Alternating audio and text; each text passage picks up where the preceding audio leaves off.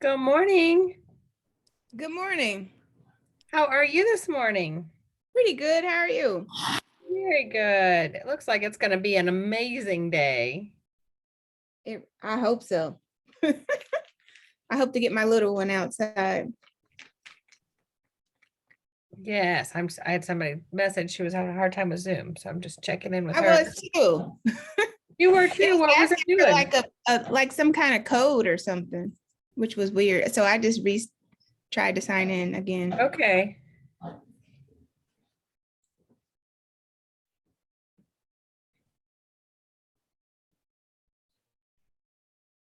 How about you, Catherine? Did you have a hard time getting in? No, I just clicked on the link and it popped me in. Okay. Well, you know what? It's technology, so we never know what happens with technology, right? We're at its technology holds us hostage. We're at its mercy. Hopefully we'll work it out. We'll give it a couple minutes and see if anybody else is having a hard time. I see Miriam, you made it in. I did. All right. Well, we have a couple new people. So while we're waiting for everybody to get in, why don't everybody introduce yourselves? What market center are you with? How long have you had your license? That kind of thing. Two Kellys. Yes. Kelly with an I, you go first. Okay. I am with Indy Metro West into Indianapolis, Avon rather. And I've had my license since the end of November. Awesome. I'm in Kirkwood, Missouri, and I've had mine for 3 years. Awesome. Catherine? I'm in Sunset Hills, Missouri, and I've had it since September. Awesome. Welcome. All right, Miriam. not Everybody's turning- introducing themselves. We have some new people today. Okay, I'm Miriam. I'm not turning my camera on today. And I am in Louisville East office, and I've had my license since November. Awesome. Jackson? Hi, I am Jackson. I am with Indy Metro Northeast, and I've had my license since January 25th. I love that, January 25th. You know the date. You're going to be on that for your anniversary every month, every year. Love it. All right. Good morning, Pam. Everybody's introducing themselves and saying which office they're with. Hi, good morning. Pam Davis, Indy Metro Northeast. Had my license since the end of November. And in November, we have a few Novembers. You guys think this is the third person that said November. That must have been a good month. It was a good crop month. All right, Aaliyah, how about you, dear? Oh, you're muted if you're talking to us. There you go. Good morning. I am Aaliyah. I'm with Indy Metro South. And I've been with Colors since November. It is. November is the magic month. Look at that. Yes. All right. Well, I'm not sure where everybody is. We usually have much bigger groups in this. I think the weather must have everybody not coming, but we're going to get started so I can get you guys out of here and into the pretty weather too. Are you guys having pretty weather today in Missouri? I'm a little worried. You know, I grew up in a farm, and my grandpa always said that March was supposed to come in like a lion and out like a lamb. And I'm not sure what happens when it comes in the way it came in this year. Of course, we always get a snowstorm in time for the basketball tournament in Indiana. So we'll see what we end up with. All right, well, let's get started. Everybody have, Kelly and Catherine, do you guys have you probably don't have the materials for today, do you? Let me get. I think I have it. You do? I have mine. I don't know which Kelly you're talking about. Oh, you do? Okay. Catherine, do you have yours? Yeah. Okay, awesome. Okay, well, good job. Did Krista get that to you? Somebody's on it.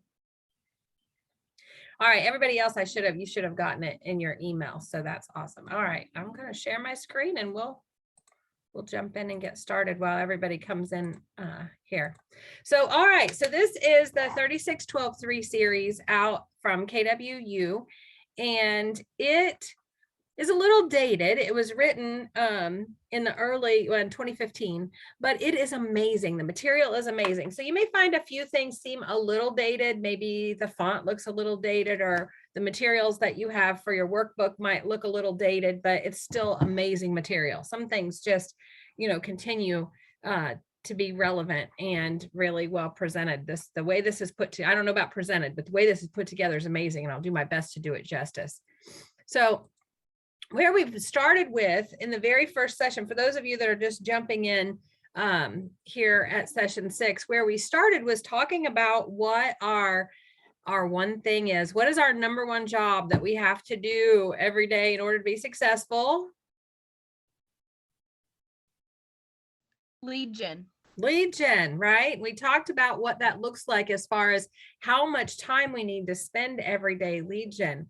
The 36-12-3 tells us exactly what that is. So in order to close 36 transactions a year, we need to lead generate for 3 hours a day or 15 hours a week. And so we talked about in the first session what that looked like for our particular goals, because we want to make sure we're adjusting this to match our goals. So some of you guys might be dual career, you might have a different schedule, you might have different goals, family, other things come in play. So you just need to figure out what it is that you need to do every day in order to meet your goals. And that's what we've been talking about. All right. So here's what we're going to talk about today. We're going to talk a little bit more about lead generation, and we're going to talk about farming today. This is all about, I love the title. There are riches in the niches. I don't know how you say niche. I say niche, but they want to rhyme it. So they must say niches, riches in our niches, something like that. It sounds like something my grandma would have really enjoyed saying, because that sounds like a phrase, doesn't it? We're going to talk about myths around farming. We're going to talk about how you can select your farm, work with your farm, and then we're going to put it all together like we do every week. All right. So we won't worry about that. We know all about that. Would love, here's some ground rules from me. It's hard for me with Zoom to see if you have raised your hand or you're trying to get my attention. So if you have a question or just jump in, right? Just interrupt me. That's perfectly fine, so that we can have good conversation. This is all about having a conversation, and all of you guys have things to share. And when we leave here today, you'll have picked things up from each other that will be very, very helpful. Okay, we're going to work on, at the end of the day, we want to make sure if you're going to spend your time with me this morning that you have a good takeaway. So something, an action item, something that you can implement in your business that's going to be helpful. That's what I'm looking for here for you guys today.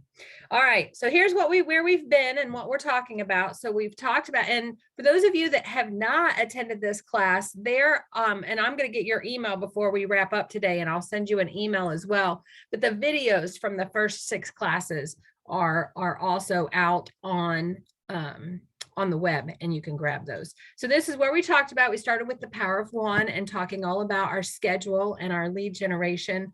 Then we talked about our validity and our positioning in the market.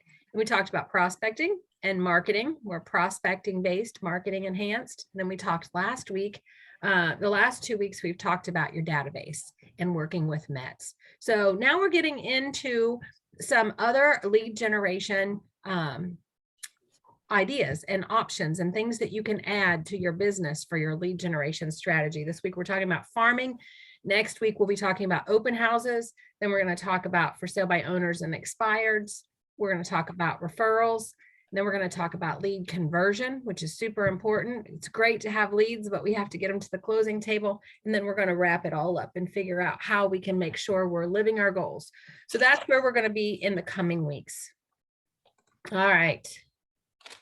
So here we are. Let's talk about really quickly where we have been. So we do this every week, and I want you guys to spend a little bit of time here and take a piece of paper out, and I want you to write down all of your lead generation activities in the last week. Since last Saturday, what were your lead generation activities? What did you do to find leads, to find people who needed? I think there's 2 Toms left in there. Are you sure, Shelley? I was just muted and then I was unmuted. I'm sorry, you all. Don't mind me. You're fine.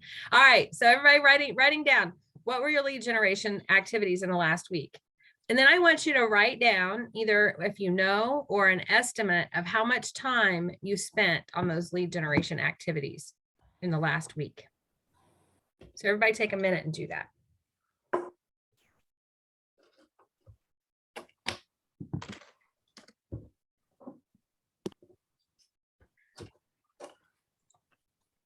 Does everybody know how many transactions they'd like to close this year? Is there anybody here that doesn't have an idea of how many that you want to close this year? So we know that if we wanted 36 transactions to close this year, we needed 3 hours a day. Can you adjust your goal, your time frame needed to your goal using that ratio?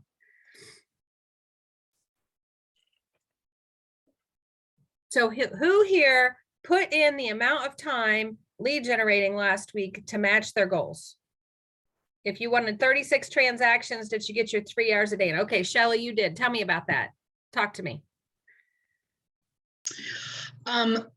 So my goal is 45 transactions this year, which is about 4 hours of lead gen a day. So I try to do at least 2 hours on the phone. But sometimes more. I make up for it on other days. And then I do a lot of networking with, I have a BNI, I network various groups in the chamber, I have a wedding group. So I do different things, always be out and about. I love that. All right. And your lead generation time is pretty easy for you to know how much time you spent lead generating last week, right? It is because I have it in my calendar, and then I keep track every day in my calendar. I'll show you next week because next week is tidy. So like, this just works for me. All this might not work for you, but it works for me. I don't know if you can see that, but on each day I make a ruler and I make a line, and then I put 40 dials and 20 conversations. And then every time I make one, I make a little tick. And then I log it as soon as I make it in our, we don't use command on my team, we use Boomtown. So I log it as soon as I make it, that way I don't forget to do it. And it helps me keep up with my numbers. Love that. All right. Anybody else feel like they got all of their lead generation in last week that they needed to? Who did their job last week? Okay. Well, that's telling a little bit. Now, let me ask you a question. What do you need to do this week so that you make sure you do your job? Anybody got an idea? Take a look at what you did last week. Where can you improve? So I didn't do necessarily get all my numbers in, but I really have focused on like what Shelly did with putting it in my calendar each day and staying on that. And so now I know how many I'm behind and how many hours I need to work on. Okay. Yes. If it's not in your calendar, what's the rule? If it's not in your calendar, what? It doesn't exist. It doesn't exist, right? So we got to have it in your calendar. I love that. Anybody else? Anybody else have any ahas looking at what? Yes, Dan. Well, I do a lot better if I have something specific to talk about before I start picking up the phone. So I'm putting together a golden letter and with some seed packets to send out. And I've already pulled the Mojo list, made sure I have contact information for the people I'm sending it to. Very good. So some pre-planning is what I'm hearing, Dan. If we pre-plan a little bit, then we do better with our lead generation. Correct. All right. Anybody else? Any ahas when you look back at your activities? Any plans for next week to do a better job? Next week, I'm working on I got 40 St. Patrick's Day postcards from Amazon. They look so cute. I know, they're super cute. And I already have a roll of postcard stamps. So my goal is to get all 40 of these in the mail by next Friday, the 11th. Okay. And then what's the rest of the activity around those cards? These are all going to Sphere people. Sphere people. Okay. So, and then, call them. And then I've already set up within my command a text to go out for St. Patrick's Day. Awesome. So everybody who gets a postcard is also going to get a text. Awesome. And then, and also I'm trying to figure out something to do on that day, but I don't know what it is yet. Okay. I know I'm going to do a Facebook Live. and talk about how lucky I am for, all the people that have worked with me and thankful for all, that. I know that I'm that far.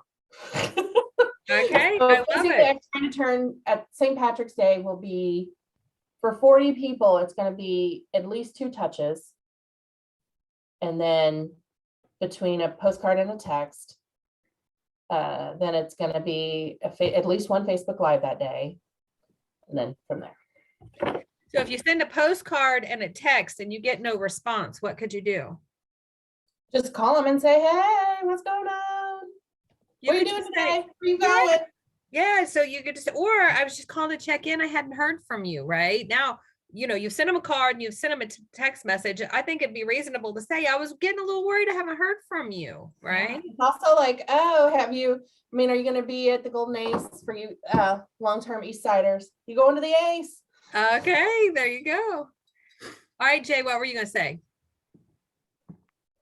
Oh, I thought you were going to jumping in with Joni. All right, any other ahas about your lead generation? Need to do more of it. Need to do more of it. What happens if you had, did anybody here have a job before you were a realtor? What would happen if you didn't do your job for a whole week? Well, I worked for attorneys, so you wouldn't get a whole week not to do it before you're getting yelled at. Awesome. I worked leasing, so there were no tenants if we didn't make the call. No tenants if you didn't. How long were you going to keep your job if you went week after week after week of not doing your job? I don't think even a day. No, it's not going to work out. So we have to take that same feeling, right, and bring it to our real estate business. And we know what our job is. We know what we need to do. Did everybody here figure out how many hours do you need to lead generate every day in order to meet your goal? If you take the 3 hours to get 36, did you figure that out? Yes. Anybody need help with that? All righty. Well, let's take a look. So everybody has the booklet that I sent out yesterday or somebody sent to you. Okay. So let's take a look. We're gonna start talking about farming, which is really just targeted marketing. And on page 6, does anybody here really like to read? Anybody want to read page 6 for me? Joni, will you read page 6 for me? Okay, $18,000 for 45 minutes of door knocking. That's what Joshua Stern made in Salt Lake City, Utah. Joshua, who closed 25 transactions in his first year and now does more than 80 transactions a year, had an out-of-state customer contact him looking for a home to buy in a very desirable neighborhood. This customer wanted to move to Salt Lake City to be close to her daughter, who would be starting school at the local university. Joshua and another colleague from his office, Boyd Brown, decided to go to the neighborhood and knock on a few doors. When homeowners opened their doors, Joshua explained he had a family that was hoping to move into this neighborhood. He believed this family would be an asset to the community, and did they know someone who was thinking of moving? Joshua also left a note with the same information at the homes where no one answered. That night, Joshua received a call from a homeowner who was thinking of selling his home. Joshua ended up with both sides of the transaction for a total of $18,000 in commission. Not bad for just 45 minutes of work. All right, somebody tell me about that. What does that tell you? Who was Joshua taking care of? His client. His client, right? His ultimate motivation was what? He find a house for his client. Find a house for his client. He went and knocked on doors. This is kind of like what Dan is saying, right? He had a definite purpose for going out into that neighborhood, right? A definite purpose for going out in that neighborhood. That is targeted marketing, right? He targeted a neighborhood. Now, you don't have to have a buyer in order to do this, right? Could you say, we have buyers, right? Are we all part of a bigger group? Is it likely that we have buyers for every neighborhood right now in this market? Would you think that would be a reasonable statement to make? Yeah. So we can always say we have buyers, right? We have buyers. That could be a good reason. All right. I got to get back to my screen. I get all these screens open. You guys are seeing the PowerPoint still, right?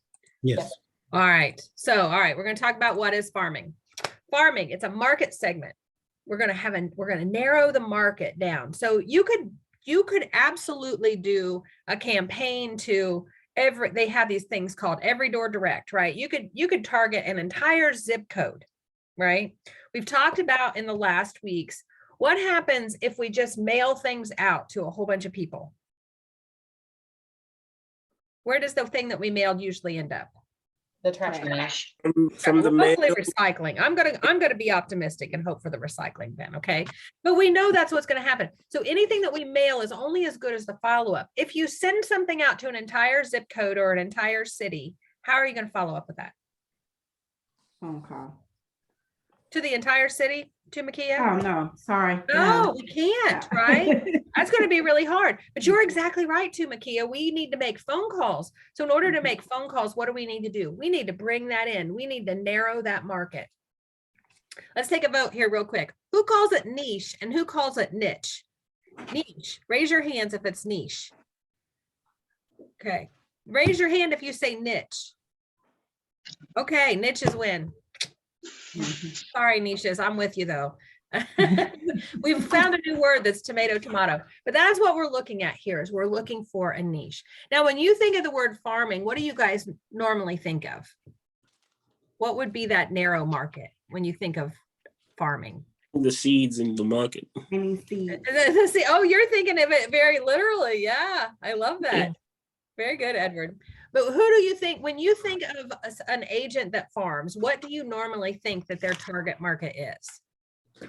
A certain neighborhood. A certain neighborhood, right? That's what we normally think of farming. We're going to expand that thinking a little bit here today because you can farm different types of things. And we're going to talk about that today. So we're going to talk about thinking about your perfect client. Who is the client? If those of you that have had transactions, think about who is your favorite client to work with. Would you like to duplicate that client?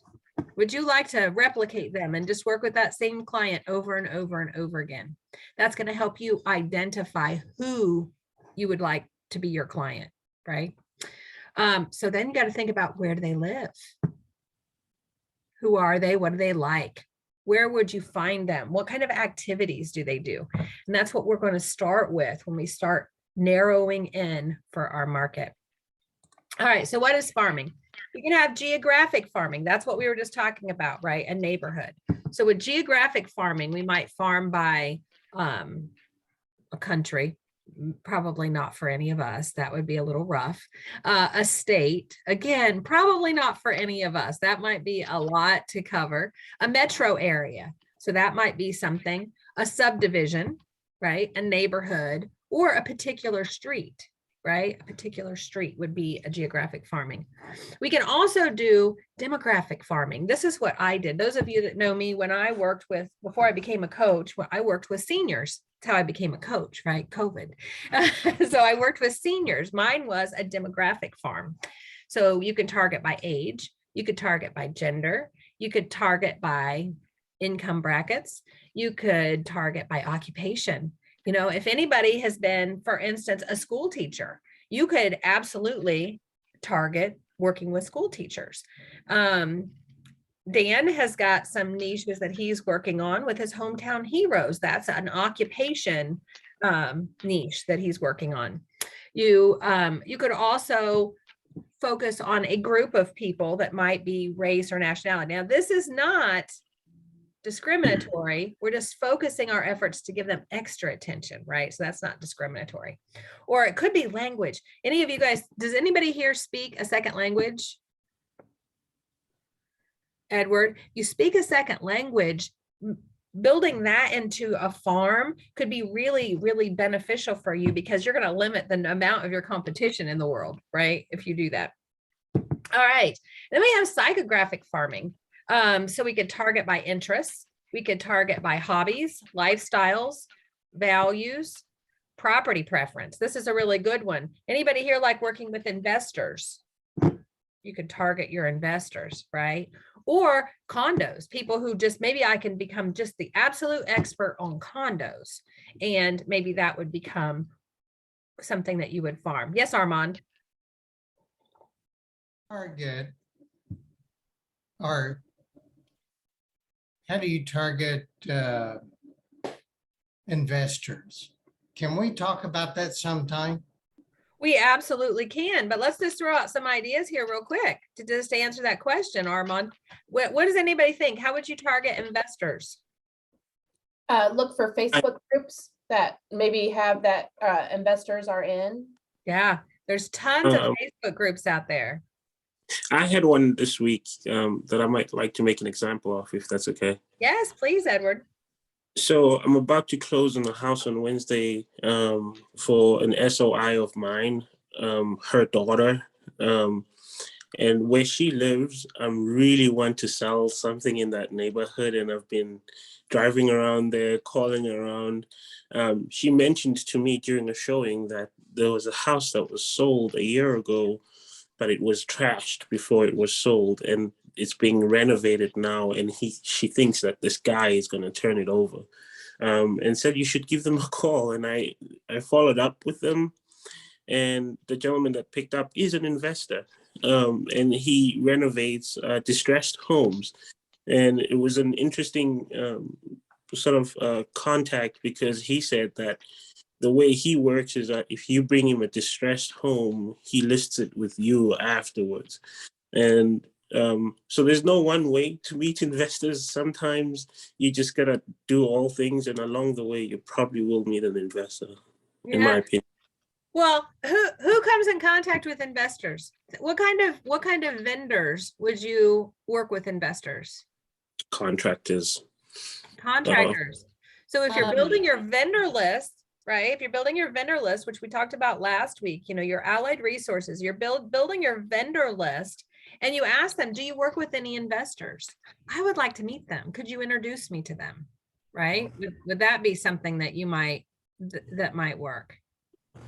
The other thing is, Edward, you mentioned distressed properties. If you were to go through the MLS and you were to find the kind of properties that investors might want to purchase, and you put that out on your Facebook, you're going fishing, right? That's the bait. You're going fishing, looking for someone who would be interested in that. The other thing is, there is a website called meetup.com, and I wish that wasn't the name of it, because that sounds seedy to me. I don't know why, but that just sounds seedy to me. But meetup.com, there are a bunch of investor groups out there.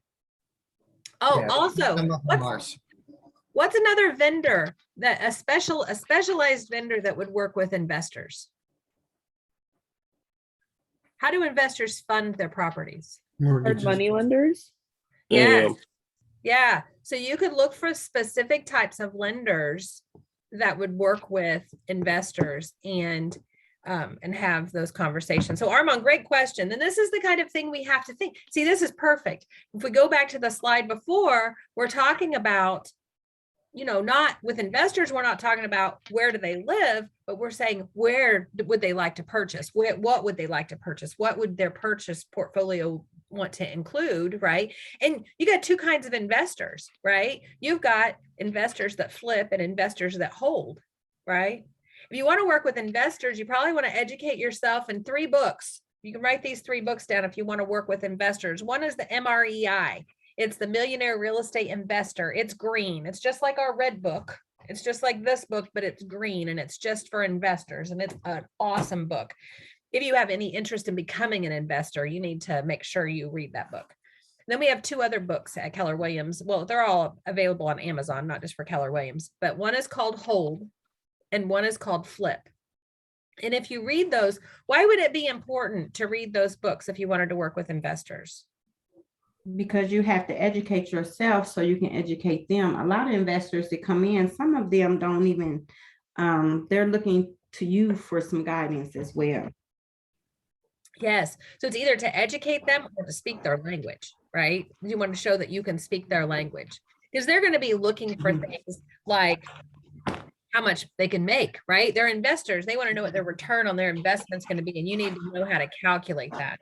There was an awesome gal that in one of the sessions I went to at Family Reunion, and I love this. She sends out every day an email. She has developed a list in her database of investors, and every day she mails out the deal of the day. And if she doesn't get the deal she has been doing this, and people rely on this so much. It's the deal of the day, and the first person that calls her is the one that gets it. That's the way she has that worked out. So speed the lead on the investor side, right? They have to call her quickly if they're interested in it, because she's putting this out She has a list of like 100 investors that she works with now. But if she misses a day, they call her. They want to know where the deal of the day is today. That's how much they look forward to that. Now, did she do that overnight? Did she build that farm overnight? No, she built that over time, right? So Edward, you mentioned planting the seeds. That's exactly what she did. She started with one investor and she built from that. And then she worked up to having the deal of the day. Hey, Carla. Yes. What was the second book? I heard MREI and Flip. What was the second one? Hold, HOLD, hold. Okay, thanks. There's the two kinds of people. We have investors who are flipping and we have investors who are holding. The holding investors are looking for long-term rental income, right? The flippers are looking for short-term fix and flip kind of thing. So awesome. All right. You guys are still, now I've got myself all confused. You guys are still seeing the PowerPoint, right? Yeah. All right. So what kind of farm is it? On page 11 in your book, take a look at those real quick. Real quick, go ahead and mark these. Mark it G for geographic, D for demographic, or P for psychographic. And I don't know why they think this takes 5 minutes. So for those of you that don't have your book in front of you, the first one is investors. The second one is first-time home buyers. The third one is luxury homes. And the fourth one is condos. So are those demographic, geographic, or psychographic farms?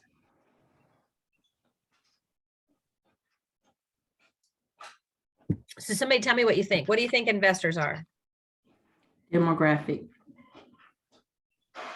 You think they're demographic? Yeah. Yep. Okay. I think so. What makes them demographic versus psychographic? I mean, they're people, first of all. Well, psychographic is a farm targeted based on shared interest, attitudes, or opinions. Oh, well, never mind. It's psychographic. It could be, here's the point. This is the point this exercise is trying to make, guys. It could be either, right? There's crossover between the two, right? There's overlap between the farms. Would you agree with me? Could you have a neighborhood that is primarily first-time home buyers? Could first-time home buyers be geographic? Yeah, new development neighborhoods. Yeah, depending on the price point or what that looks like. So the important thing to realize here is that even though we put them into these three categories, there's going to be a lot of bleed over between the two. And we have to be aware of that when we start identifying what kind of messaging we want to put out, right? So we could pick a neighborhood that is primarily first-time home buyers, farm that neighborhood. We're also farming first-time home buyers, correct? We find a neighborhood that has a lot of investors coming into it. We farm that neighborhood. Now we're going to attract investors. So there's overlap. What's your thoughts on that?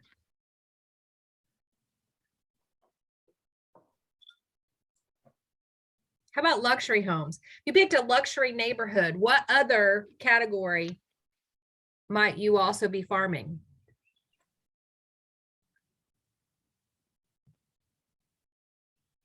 How about income, net worth? Right? Would your message need to be different if it were a luxury neighborhood? Yes. Would their likes and interests and attract what attracts them, would that be different? So we have to think about all three categories. All right, let's talk about some myths about farming. Anybody ever thought this? It takes too long and it costs too much. Yeah, but actually farming, there's a lot of agents, and this is the core of their business. This is what they do. It does not have to cost too much, right? You have to figure out how much you want to invest in it. And that investment may change over time, right? As you grow. Now, it is likely a long game. Now, the story that we just read though, was that a long game or a short game?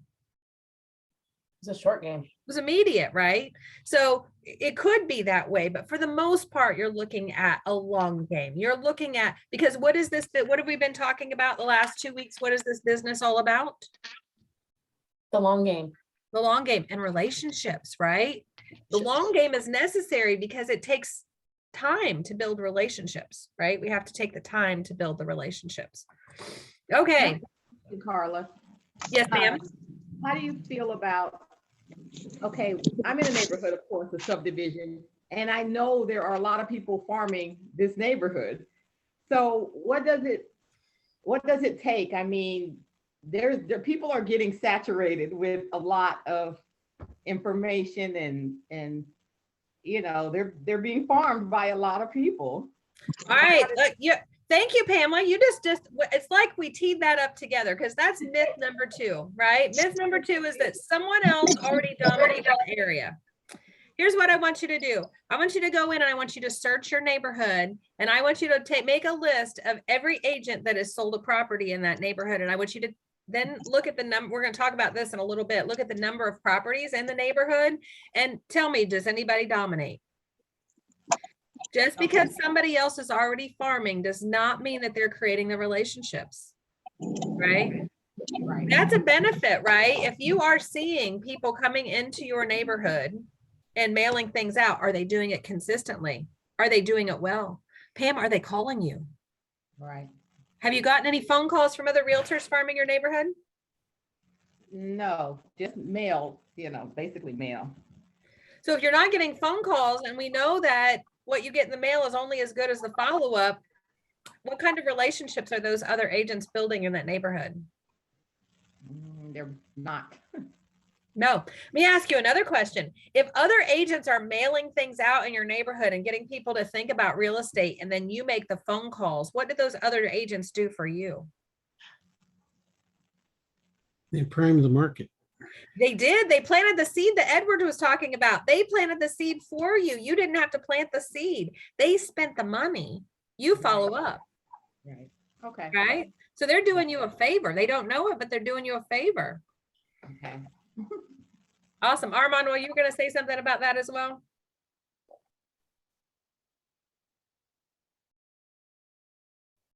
The other thing I thought of, Pamela, do any of these people that are farming the neighborhood, do they live in the neighborhood?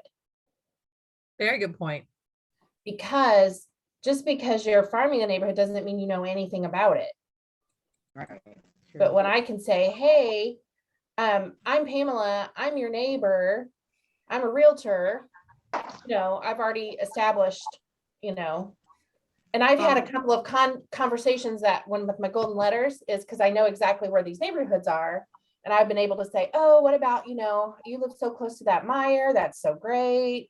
Yeah. We were talking about 700 here has been like totally destroyed by semis. And we're talking about that. So I had people I ended up staying on the line with that maybe I didn't, where when you can talk about, hey, did you know this new place opened? Or do you go to the Meyer? Or do you go to that Target? Or what's your favorite grocery store close to us? And how's that pothole right there by the stop sign that's taking everybody's tire out? Whatever that is, what's that give you? That gives you validity. Remember, they have to, in order to work with you, they have to know you, like you, trust you.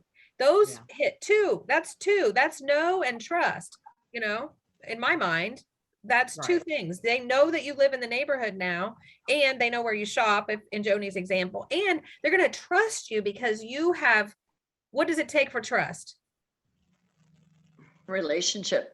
A connection. Yeah, relationship, a connection. So you've made a connection, and that's going to be the beginning basis of a trust relationship. So I actually personally believe that if there are other, let me ask you another question. What kind of value are the other agents that are mailing things providing? They don't know about the pothole in your neighborhood. They don't know where the best grocery store is. They don't know.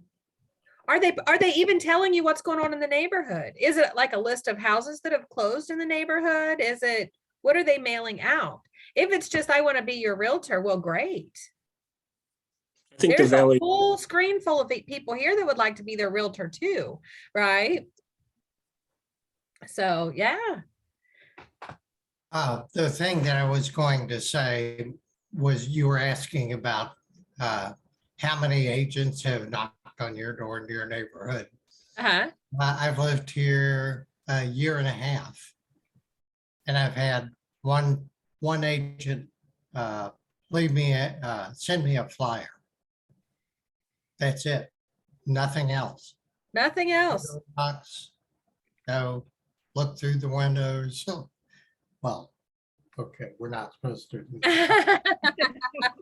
Armand, you're going to turn into a window peeper now. Okay, here's another myth. Some people think it's all about mailers. This is what we're just talking about, right? This is great. Some people believe that farming is all about mailers and mass marketing, right? And it's not. Remember, we have to be prospecting based, marketing enhanced. What does it require in order to be prospecting based? Marketing enhanced. Marketing enhanced, but the prospecting piece, that's, remember what the difference between prospecting and marketing, right? Marketing is to how many people?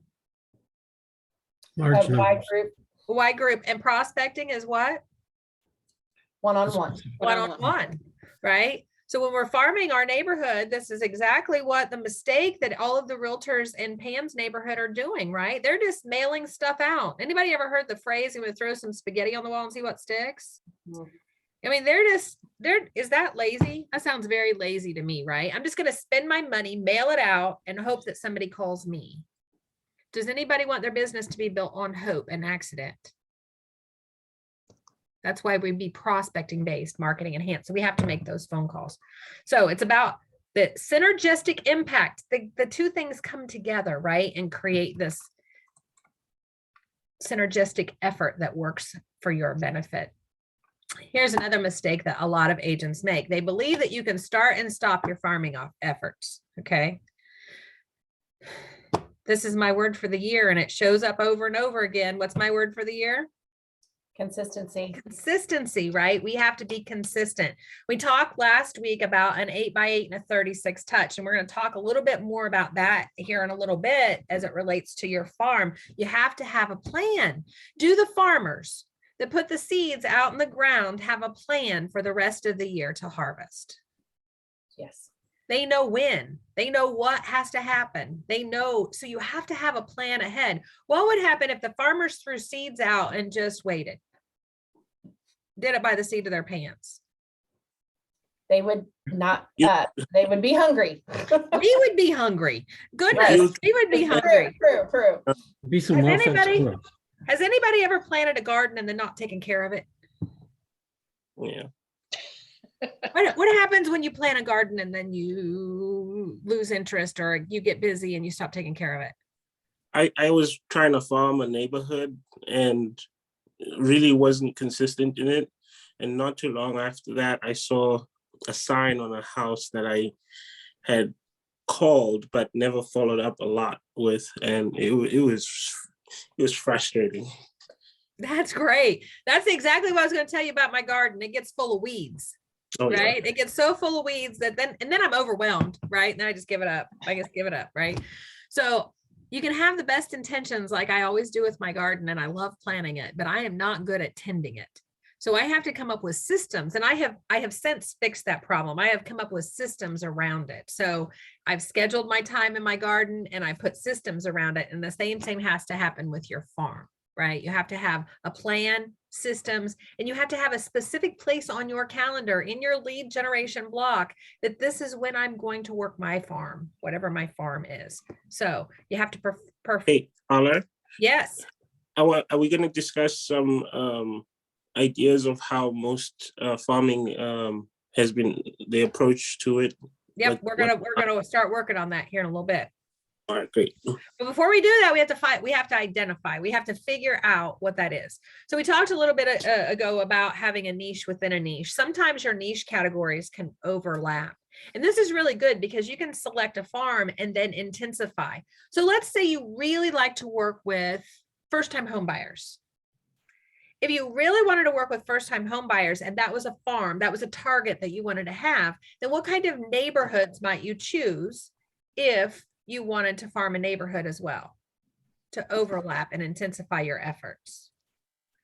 You'd pick neighborhood by price point, right? You can pick that out by not. Let's say that you wanted to work with a specific generation and they like to live downtown, right? So then you're going to pick your downtown. Maybe you're going to have a condo focus or something like that, neighborhood focus in a downtown neighborhood. So you have to kind of figure out, I like to work with seniors. So what neighborhoods did I farm? You farmed like older, probably well-established neighborhoods. I did. Absolutely. And I also, ironically enough, farmed the 55 and over communities. And here's why, because they're going. Eventually they're going to have to move out of there. Unfortunately, likely, they're going to have to move out. And that's where my people that I wanted to work with were going to be moving to.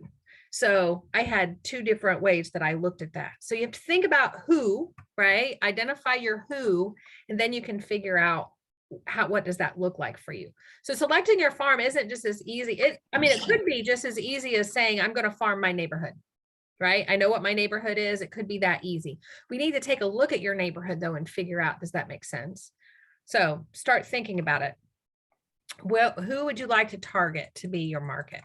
All right. So here are some factors to consider if you're going to geo-farm. So if you're going to farm a neighborhood or an area, what we're talking about, you need to figure out your goals. Who is it that you want, and what do you want to have happen from this effort? What does you want to have it look like? You also need to figure out what your budget is. It's going to be important to know what your budget is, because if you just you make a plan and it's too expensive, then are you going to be able to follow through with it? No. So we have to be realistic. And again, I mentioned earlier, it does not have to be expensive. And you could increase over time. So let's say you start off with no expense. How could you start off a geographic farm with no expense? Knocking on doors. Knocking on doors, making phone calls, right? So you could start off with that. Then you get your first listing. Now you have some income. Then you could send out just listed, just sold postcards, you could add on to it. But you started off with a plan, right? Started off with a plan. Carla, a lot of times lenders will partner with you and split the cost on mailing and things like that. So if you have a lender you work with, oftentimes I have something set up with a lender that we're going to pursue and split the cost. Love that. I love that. You like could also know, if there's a big storm that goes through, maybe a roofer would team up with you as well. You could always think about who in your allied resources might be able to work with you in the efforts. That's great, Annie. I love that. Thank you. The other thing to consider is, if you're going to ask a lender or another allied resource to partner with you, what should you have before you ask? A plan. A really good plan, right? It's got to have you start with that really good plan. All right. So size. You also want to consider, what is the size of your farm? You need to consider the location, obviously. Do you know anybody? Do you know anybody in that area? Right. So maybe that's something you have Mets and not Mets. The average sales price, that's going to be important to factor in, right? We want to make sure we are in an average sales price that we want to. We're going to talk about turnover rate. Does anybody know what turnover rate is? Yeah. Tell me, Armand. Well, the turnover rate is how often do the people in the neighborhood sell their homes? Yeah. How often do they move? I live in a neighborhood. I have never farmed my neighborhood. It would be an absolute waste to farm my neighborhood. I've lived here 20 years and I think 4 houses have sold in 20 years. I mean, nobody moves from my neighborhood unless they have to. But you have to think about this. If they haven't moved in 20 years, they're going to move at one time. But I would have spent the last 20 years farming a market that had no transactions. So there was a much better place for me to go. I agree with you, Armand, absolutely. But that is not the neighborhood that I would have chosen for myself, because I wanted closings sooner than 20 years out. So absolutely. You have to figure out what your own goals are. But you have to know what that turnover rate is, because if you start mailing, and people mail to my house all the time, and I always, a little funny, I always laugh and chuckle a little bit about it, because it's just not really. All right, market conditions, right? We need to know what the market conditions are. We need to know, Pam, just like you were saying, it's good to know what the competition is. And the way we're going to figure out what the competition is in a neighborhood is what? We go in and pull the solds, right? Let's go pull the solds for the last year and see who represented those clients. Is there one agent that has 5 or 6? Or is it just sporadic? What does that look like? You can figure out what your competition is. And then figure out your fit for your farm. If you go all the way back to the second class that we had when we were talking about your value proposition, your unique selling proposition, how does that work with your farm? How does that fit with your farm? All right, so let's talk about your goals now. We want to talk about market share. That's kind of what we were just talking about. Figure out who has the market share in your geo farm. Who has got the most transactions in the last year? Look at that. Also look at the gross closed income in the last year. So pull all the closings from that neighborhood for the last year and add them up, right? And how many were there? How many closed transactions were there? And then also figure out how much do you want to invest in your geo farm? How much of your lead generation time do you want to invest in your geo farm? And how much money do you want to invest in your geo farm? So you have to figure those two things out. All right, the size. You have an option to start small and then grow it out, right? So sometimes there are neighborhoods within neighborhoods. Anybody experienced one of those where you drive and all of a sudden there's a sign and you're in a different neighborhood that seemed like it was the same one, although the houses are different? We have to be really careful when we do our CMAs, right? Because sometimes they could be, seems like they're the same neighborhood, but they are not the same neighborhood, right? They are not comparable. So we have to take a look at that. So you could start small and then you could grow to add adjacent streets or neighboring neighborhoods, right? So if you start small, it's easier to meet everyone and create that relationship that we're looking for. All right, your location of your farm. How accessible is it? Are there some boundaries that make sense? What are the kinds of homes again? And how desirable is the neighborhood? Do you want to farm a neighborhood that nobody wants to live in? Now think about this. Right now, you're going to tell me our buyers will live anywhere. It's a seller's market. They just want a house. Will the market shift? So think about a neighborhood that is going to be less impacted by a shift in the market. Think about that. Or more impacted when the market shifts. Get out in front of that. You know, put that into your thinking as well. And then you're again, take a look. Do you know anybody that lives in the neighborhood? Sometimes you'll be surprised. You'll pick a neighborhood and you'll find, 3 or 4 people that live in there. Now you've got an in, right? Now you've got an in that you can get in there. All right, average sales price. This is important. You guys all set your goals and your economic model based on an average sale price. If your average sale price is say 200 for your goals, and if you're farming a neighborhood where the houses are selling at 150, what does that do for you? You sell a lot more homes. You're gonna have to sell more houses, yeah.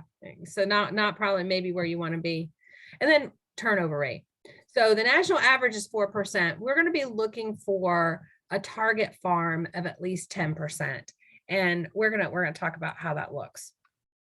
All right. So here's what you want to do. You want to be able to go into your multiple listing service. And not only do you want to see what has happened in the last year, you want to go back, a ways in your MLS and figure out how many houses. So you could make a little graph for yourself, right? This is how many sold last year, the year before, and maybe you can't go all the way back, because we can only go back as far as your multiple listing service goes.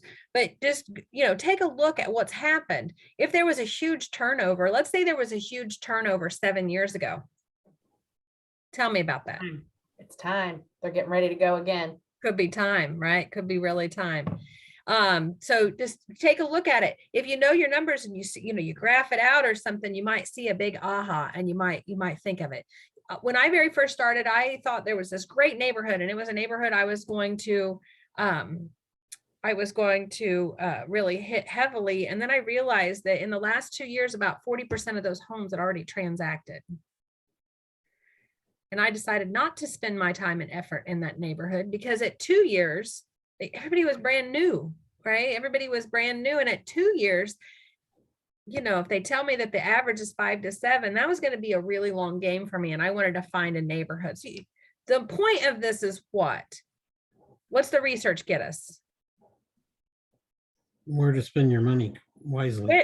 What makes sense for us, right? We have to do the research in order to figure out what we need to be. Now I'm going to stop I'm going to see if I can figure out how to stop sharing. For some reason, I've lost it. There it is. Stop share.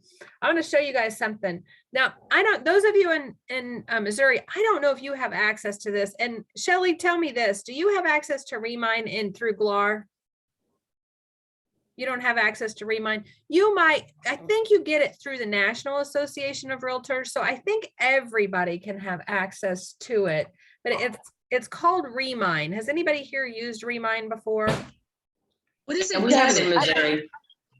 I didn't hear you guys all at once. Yes, I've used it. Jason's used it. Carla, what does it do? Well, here, I'm going to show you. Okay, we might have something similar to it. It may be called something else. I don't know. Well, Remind is a company, and I'm pretty sure that the National Association of Realtors has partnered with them. So I'm pretty sure that we all have access, but you're going to have to check it. And it's remine.com. Okay. My MyBor at my multiple listing service login logs me in here as well. For those of you that are in Indianapolis, it's actually on your home screen when you log into MyBor. But this is Remind. And what I've done here is I have pulled up a neighborhood. Okay, so you can just go up here and you can type in a neighborhood, right? I could type in another neighborhood. So I could type in another neighborhood and it's going to take me to that neighborhood. Okay, and it's going to tell me up here at the top how many homes there are. There are 228 homes. It is also going to, if I mark all of this, and this is a whole class in and of itself. So I just wanted to introduce this to you so you can play it. But if I mark this, I can do some things. I can hover over it. I can click on a dot. I used to be able to click on a dot and get there. I must not be in the right place. Oh, there, I can zoom in. So here's some houses that don't have dots on them, right? They don't have contact information. So maybe maybe there are more houses, but it's going to give you a pretty good idea of how many houses there are in that neighborhood.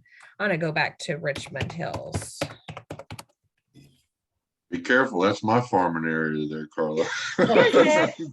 I'm kidding. It is on my list, but man, show me something. All right. So here, Richmond Hills has 275 homes. Now, if I go here, and I search for Richmond Hills, and this is those of you that don't have the same MLS that we have, Flex MLS is who our multiple listing service works, but it's going to work for the same way. I have done this. This is, I think I did the last 180 days. So I'm going to go up here and I'm going to make this 360 because I want to see what's happened in the last year. In the last year, there were nine properties, right, that transacted. There's 1 pending and 8 sold. So there were 200, what I tell you was 228.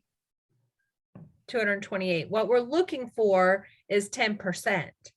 So this one might, that's less than 10%, 228 homes. That would be, I'd be looking for 20 sales. So you might, pick 4 or 5 neighborhoods and do the math on all of them, figure out what that looks like for you. And then I mentioned that you want to go in and you could also write down who represented them, right? And you could go down here and see who was the listing agent on all of these. And that's going to help you see the competition. But I just wanted to give you this as a tool. You guys also can use, those of you that are in coaching with me, you have access to Mojo. You could also pull up the neighborhood in there, draw it out. But Remind is a really good way because once you put the neighborhood in there, if it's a formal neighborhood and it comes up, if it doesn't, you can do the same thing and draw. Again, Remind is a whole class in and of itself. And if you go into Remind, you're going to find some ability to watch some videos on it. I just wanted to introduce you to that as an asset. Anybody use Remind? There's a paid version, by the way. So there's a free version and a paid version. You don't have to pay to get to that. That's the free version. Hey, Carla. Yes. So, your result that you get, the turnover rate, you were talking about sort of 10%. What does that indicate usually? Like, what does that mean in terms of how you should approach farming in that area? based But on the. do you want to farm a house? Do you want to farm? And this goes back to what we were talking about with my neighborhood. Do you want to farm a neighborhood that has turnover, or do you want to farm a neighborhood where people really just don't ever leave? It's hard to say because the ones that people haven't left, I'm guessing they probably want to leave soon. Well, if you go back for 5 years and you see that there's just this consistent, maybe one a year, you know, you have to do the research again, Edward. There's no easy answer. The rule of thumb is 10%, right? The rule of thumb is if you're going to invest your time and money in farming a neighborhood, you need to have a 10% turnover. That's the rule of thumb. That So makes for a really strong market. So you'd suggest when looking at your farming area, the research that you do, you want to look at not just the 360 days, but other years just to see if there's consistency around the turnover in that neighborhood. Right. So that's what we go back here to the screen. Did I go back to the slideshow? You guys got this again? What we're looking at here is you want to see what that looks like. So you want to map that out. So you want to do 360, then you might want to do 720. And you go back as far as you want. That's why I said the big aha for me was if I got back to like 5 years and I saw that there was a big, huge growth and like a bunch of houses turned over 5 years ago, I'm going to jump all over that neighborhood. Right. So the numbers are going to tell the story. You just have to do the research to get the numbers and then analyze them to figure out what the story is and then figure out, does it fit within your goals? Hey, Carla, real quick, Yes. there's 2 quick things. Number one, I think that we should probably look more back than a year because the last year and a half or so with COVID's been a little shifty and prices are way up. So I think if we go back to 2018, you'll see an actual realistic stat. But not only that, in Remind, you can check to see how long someone's lived in the home. So if you categorize them, you know, if they've lived in their home, you can only pull up the ones, say, that have lived there 5 years or more. And then those are the ones that maybe you want to attack. So I just want to put that out there. Yeah. And again, you can look at that however you want. I would not agree with you 100%, Jason, in my mind on everything that you said. But again, we all have different crystal balls, right? I think the last couple of years have been very telling because the market has been so strong for the sellers. So I think we've seen a lot more sales in the last couple of years than probably previous years, but I could be wrong. And that would change from neighborhood to neighborhood too. Would you agree with me on that? People have gotten the idea that our houses under 200,000 are moving fast, right? We've been saying that message. Our messaging has been, this is the time to sell, right? If you're in this certain price point, because we have so many buyers that want to be in that price point. So you just have to pull the point of this is that you have to pull the numbers and figure it out for yourself. Don't just choose a neighborhood because looks like a good neighborhood. That's the message here, right? Do a little research and make sure that it makes sense before you spend your time and money. The also thing you want to look at is days on market. If you pick a neighborhood in the market that we've been in the last 2 years, if you pick a neighborhood and you see that the houses on average are on the market for 60 days, maybe or maybe not, that's a neighborhood you want to be in. You have to decide that for yourself. And right now, you're probably not going to see a lot of expired listings, but that would be another indication, right? If there's a lot of expired listings, what would that tell you? Nobody wants to live there. It's not a very desirable area, or everybody's overpricing it, one or the other. And then your competition, again, think about that. So look at it. If you look and you see that they're, you know, Pam, you have 3 neighborhoods to choose from, and one neighborhood has one agent that has sold 50% of the homes in that neighborhood. That's not saying you couldn't get market share and you couldn't win that neighborhood over, but maybe you want to choose a different one. Maybe you don't, maybe that's not where you want to be. You just have to figure that out for yourself. But remember, we go back to the fact that once we choose a neighborhood, we are married to it, right? We have to do this for the long game. We have to be consistent. We can't just jump around neighborhood to neighborhood to neighborhood. So we have to commit to the neighborhood. It has to be somebody you're willing, a neighborhood. So think about it. You're choosing a mate. What are you going to do when you choose a mate? You're going to vet it out, right? Hopefully. And then you're fit for the farm. Is this somebody you can relate to? Right? Is this somebody you can develop a relationship with?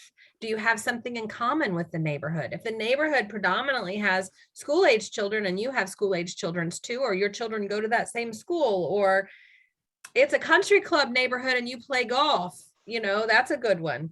Think about it. Is there a good fit for you within that farm? All right, now we're going to switch gears a little bit because we've been talking about geo farming. Now let's talk a little bit about the demographic and psychographic farming. You're going to see that our factors to consider are what?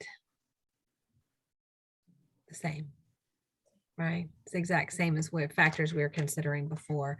We have a little bit extra in there. We have some current trends, right? So whatever's going on in the thing, but for the most part, it's very much the same thing, right? We're looking at what kind of trends there are, and then we're going to make the same kind of analogies.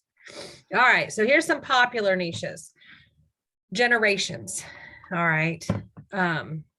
In your, I don't think this is a slide. Oh, it is. Okay, we'll wait for that. Okay. Your generations. So again, I chose seniors, boomers, whatever that looks like. First-time home buyers would be another one. You might, if you're Spanish speaking, you might choose to target Spanish speaking. Foreign born. That would be another one that would be interested. People that are looking for a second home or investment buyers. So you got your investors we talked about earlier. Tell me about a second home. I think those people would be looking, like if we, like if you lived up in Michigan around Mackinac, or like for us, like around Princess Lakes, or yes, up by Rensselaer, oh, what is it? Oh, up north, Wawasee. Yeah, Lake Monroe, Lake Lemon, you know, the Princess Lakes, the thing you're going to find when you go into those areas, you're going to see that there are people that focus in those areas because they're focusing people that are looking for second home. Those of you at Keller Williams, you could focus people that want to move somewhere else. You could look for people that want to move to Florida or Phoenix and just develop those referral relationships, right? And then you get that easy money. Luxury homes, that would be another one. And other real estate agents, I'm just talking about referrals, right? There are agents that make a living out of referrals. Their database are full of realtors from around the country, and they get referral business. You have to farm that the exact same way. If you, for instance, went to family reunion and you started meeting people from around the country, what do you have to do in order to get the referrals? Stay in contact, make a relationship. Develop relationships. Yes, you need an 8x8 and a 36 touch for real estate agents. If you want this to be your farm, if you want to have a referral based relationship from other agents, then you need to start being very purposeful and intentional about building those relationships, and they should have their own 36 touch. There should be a drip campaign that we talked about last week. You know, your smart plans, if you're at Keller Williams, you need to have that same thing for those agents that you're in relationship with. All right, so other niches, single buyers, pet friendly neighborhoods. You know, Dan could focus around areas, for instance, that had good dog parks. Whatever that looks like, student housing. You could go around neighborhoods, Edward, and anybody here, you Indy, you know, Butler, you could make a niche around student housing.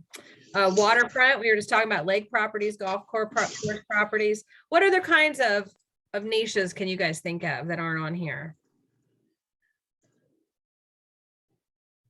Well, I had an idea that kind of goes with the student housing. So my son goes to Rose-Hulman, and he's in a fraternity. And so there's like 25 guys that are going to graduate with excellent jobs, you know, every year. So I'm trying to think of a way that I can develop that. I'm thinking of maybe doing like a first-time home buyer seminar at the fraternity house or something. I don't know if he'll agree to that or not. But I love that. Yes, it's a little tiny niche that is absolutely a niche. I love that. You know, maybe you could even work with the university, right? See if you could go to the university and teach a home buying course at a university. Yeah, our local employers are also ramping up their efforts to get more staff and get more done. Catalent is hiring, Cook is hiring, so there's a great niche of people coming to Bloomington for that work. How can you make friends with a human resources person? Relocation, right? Make friends with human resources people. Absolutely. The one that's not on here for me would have been my seniors, my 55 and over, right? That's one. So anything like that, you think about that. All right, let's talk a little bit about generations. They had this slide in here, and I knew that that was a little dated since from 2015, and I found this. I'm going to send this to you guys when we get done today because I thought this was a great reference item. So if you're going to focus on a generational group, this gives a lot of great information about how they like to be communicated with, what's important to them, their attitude toward technology. Now, of course, this is not, one size fits all, but it just gives you a really good idea.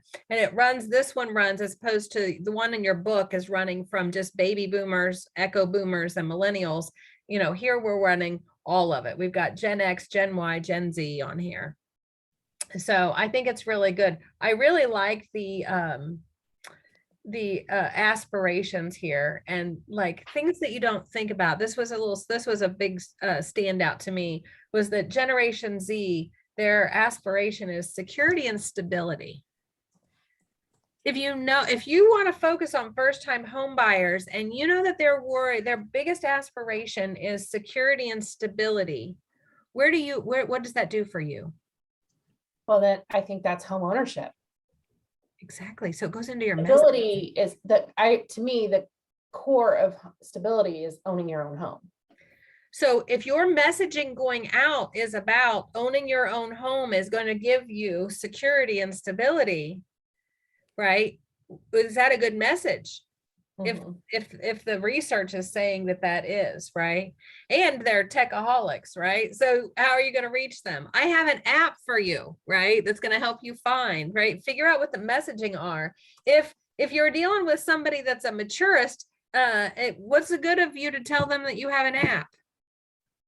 I had seniors that didn't even have cell phones, right? Telling them I had an app was not going to be a benefit. So figuring out, knowing who your people are. Anyways, I'm going to send this out to you guys because I thought this was awesome. I spent a little bit of time this morning just like reading through it and having some ahas on it. But again, you have to know who your market is. So once you figure out who you want to choose, then you have to figure out who they are. We have a great class at Keller Williams on diversity. And if you haven't had the opportunity to take that, I would recommend that you add that to your growth plan and look at it. But, if you figure out even here, well, if you were on the Northeast side, there was a bunch of Afghan refugees that are moving into the Anderson-Muncie area. Maybe that's something you would want to learn about and help that group of people. Just figure out what that looks like, right? What does that look like if that's an area you want to be? Edward, you have all kinds of different things going on down in Bloomington. You could pick a group of people that you specifically wanted to help and focus on that. Much like, Dan's got his Home for Heroes. So he has a group of people that he is focusing in on to be, and that is a farm. That is a farm. All right. So this is talking about foreign-born customers, and that's in your book. We can just so learn the language. This doesn't just necessarily mean foreign language. This is kind of like going back to what we were talking about with the Gen Z example. Learn the language. What is important to them? That's what, learn the language, learn the customs mean to me. So, if there's a group of people and that's important, then make sure that you're focusing in on that. All right. Then we talked a little bit about second home and investments. There you go. Those buyers are typically going to be your baby boomers and Gen X's, right? Now that we've moved down into that. That's because what does it take to have a second home? Money. Discretionary income, right? You have to have extra income over and above your thing. So it's discretionary income that you need. So you're probably going to find that in your older group of people. There's the reference to the flip book and the MREI, the Millionaire Real Estate Agent. So definitely, look at that as well. When we talk about investors, could you target as a farm a group of people that maybe are not currently investors, but might be interested in wealth building, right? So you could do a wealth building seminar and create investors. That would be another one that you could do. There are lots of opportunities. Now, Edward mentioned this a couple weeks ago, and I loved it. The shiny object syndrome, Edward. This is not a shiny object. You can't do a farm, mail something out, get no return, go, oh, that was the wrong one. Do another one, do another one, do another one, right? You have to pick one, commit to it, and move forward with it, right? Give it time. This is going to take time in order to have, they don't plant the seeds and wake up the next morning and say, well, that didn't work, right? That's not how it works. Does anybody here watch The Amazing Race? No. You guys know my story about the rocks on the beach or the shells on the beach and the $6,000 tucked up into the shells. They had, I'm gonna have to find a clip of it because it was great. They were in Greece and they were in this big field of rocks, and under the rocks were gold coins. There were 5 gold coins and they were about 50,000 rocks, and they had to turn all these rocks over and find the gold coins. And I was thinking about you guys lead generating, because that's what it is, right? That's what it is. So that's the same thing with farming, right? You're looking for the people that are going to be there. Luxury homes at Keller Williams, we now have a new luxury home division. So if you're interested in that, you could check that out as well. We also have a veterans division, which I'm very excited about. Again, you could do that, right? That's a question that comes up on the PSI test, and everybody's always surprised at the answer. You can absolutely say, I want to represent veterans, right? That's the group of people that I want to attract to. All right. So determining your farm is only limited by your imagination and your opportunity to target them. So, you know, you have to figure out what works for you. I think the bottom line here is that you need to research and figure it out. After you've researched and figured out and picked your market, now we got to figure out what to do with our market. So what other questions do you guys want to talk about? Anything else you want to talk about finding your market? Anything you want to brainstorm on? Anything you want to ask?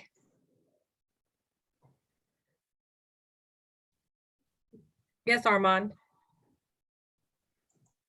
I just sent a note to famous Shelley. So You did? you know it, on chat. About how do you, if you're farming a neighborhood, let's say your own neighborhood picks good statistics or whatever, or your statistics are great for what you're wanting to do, and you start farming that neighborhood. How do you switch hats if you're highly involved in the neighborhood already, which in a way helps, but how do you switch hats back between the whatever two aspects that the reason why a lot of people in the neighborhood know you, and maybe they don't know you by real estate, maybe it's something else. How do you switch hats between whatever that is and the real estate piece? Can I try? They know you for you're saying, Armand, they know you for something else. They know you as what? Well, I don't know. Maybe you're on the board of the neighborhood. Maybe. Go ahead. I think generally most people are really excited to support any career that you pursue, for starters. I think I'll look at it as a career sort of thing. It's more or less the same as the sphere of influence. In my neighborhood, before we moved out of it, everyone noticed that I was a realtor by seeing the sign outside my house that I was selling the home. And that sort of sparked the curiosity. And that also created an opportunity to have a conversation about it. And how did I come about wanting to do this versus what I was doing before and what everyone knew me for? I think it's an exciting thing for most people. And I think to answer your question, the best way about it is just open it up for conversations. It gives you an opportunity to connect with them in a way that allows you to share your your future goals and plans and stuff like that. Now, Armand, I think this leads right into where we're going, right? Is you have to define your identity within this group, this farm that you've chose, right? And position yourself to be the person that they think of. Hey, Carla. Yes. Can I want to answer Armin's question, and I want to tell y'all what he just asked me. And because it's kind of a cool question, and it's a two-parter. Okay. So he asked me, when in conversation with a bride, how do you differentiate between the bride side and the real estate side when you're talking to them? How do you switch hats? So here's what I've discovered, because I do a lot of wedding shows. For those of you I don't know, I do a lot of wedding shows. So it's like between 6 and 8 a year. And one thing I do is I ask a lot of questions. So I get them to my table and I look at their name tag and it says when they're getting married. And I usually start off with, oh, you're getting married next September or whatever, you know, just chat. But I ask a lot of questions, but not like rapid fire. It's super conversational. And I kind of get an idea of where they are. As a general rule, brides want to buy a wedding. At that point, they do not want to buy a house. So I'm not there to sell them a house. I'm there to start to build my relationship with them and to get them to meet me and to talk to them. So here's the two-parter. So now I'm starting to see a year later, and Carla and I have talked about this, a year later from shows I did in 2021, brides are now starting to come back around and say, I'm ready to talk to you. I want to talk to you about my house now. So it starts off with questions for me and kind of to gauge where they are. And I say that because that's for everything we do. Whether you're knocking on doors in the neighborhood or you're doing a charity event or just on a phone call, it just starts off with casual conversational questions, figure out what they want and kind of direct them. And then if you need to change paths at a certain point, follow up and then change your path. I love that. Yes, Annie. I have a much more, just a general approach. I'm going to start farming my neighborhood, and one of the things that I do when I see people in the community, and I've already had several people contact me to discuss things, but number one, I try to find something we have in common that we can talk about, first of all, to pull us together to make that connection or relationship. And in my case, it's living in the community, or maybe I know people that they know or whatever. And then I tell them that I'm a realtor in conversation, this is what I'm doing now. And then I try to be of value to them in some way or another. And so those are just some things, but for me, it's really important to make it natural instead of making it salesy, so I try to make it like, what are you doing now? What are you doing for work? And then we talk about, I just switched careers, blah, blah, blah, that kind of thing. So I try to make it really natural. And I find that by building those relationships with people that, then being of value to them or offering them value, then when the time is coming, they're contacting me. So anyways.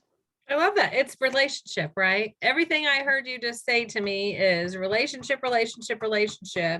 And it's forward, right? Is that not the script that you were just talking about?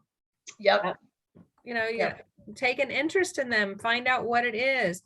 With Shelly and her brides, are they going to need other things potentially before they need a house, right? If she could figure out how to help them or just offer to help them, right, along the way, is there anything I could do to help you out? Then when they're ready, who are they going to think of? Shelly. Because that's who they have a relationship with. So I just spent some time helping. Sorry. Yeah. If you go back to what we talked about last week with have not mets and have not mets, in our funnel, in our relationships that we're doing, what are we doing when we're farming in relationship to have mets? Solidifying the relationship. Building relationships, yeah. we're feeding our database, right? Every time we meet somebody and we talk to them, now we've added them to our database, and we're feeding our database. So last week when we went through the formula of this is how many people I need to have in my database, and everybody remember the magic number? Anybody remember, what do we divide? What do we multiply our goals by in order to know how many people we need in our database? 1 of 12 are going to they're going to transact with you this year.